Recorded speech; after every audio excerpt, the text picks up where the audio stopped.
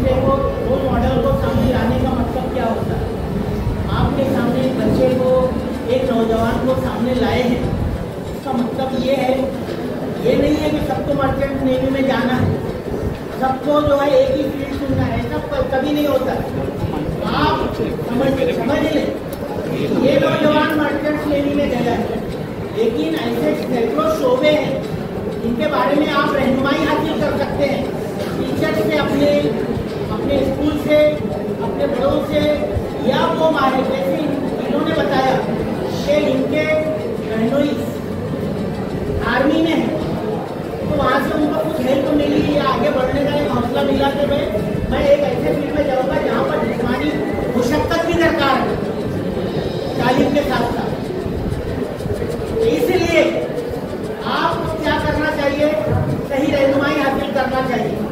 और अभी तो फिलहाल पहला मरहला आपके सामने है कि आप एसएससी इम्तिहान में कामयाब हो अच्छे तरीके से, क्योंकि जब पहली कामयाबी मिलेगी तो फिर आपके सामने कई कामयाबियों के लिए रास्ते खुलेंगे, गेट खुलेंगे कि अब मैं यहाँ जाऊँ या वहाँ जाऊँ या वहाँ जाऊँ।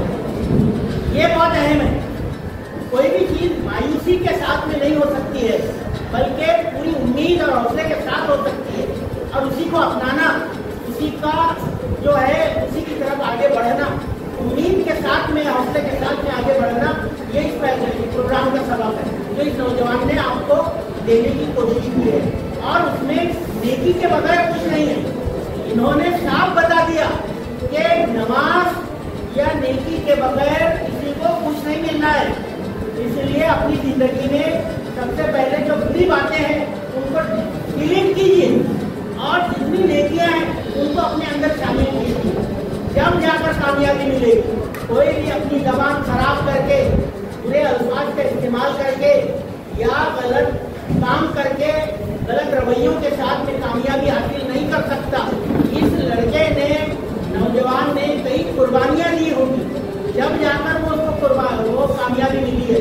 लेकिन वो कुर्बानी जो देखो आज ये है, ये जो दौड़ना, ये वर्जी के जमाने भर की चीजें जो उसने की है, वो कुछ आपको 5 मिनट के 4 मिनट के वीडियो में बताई गई है।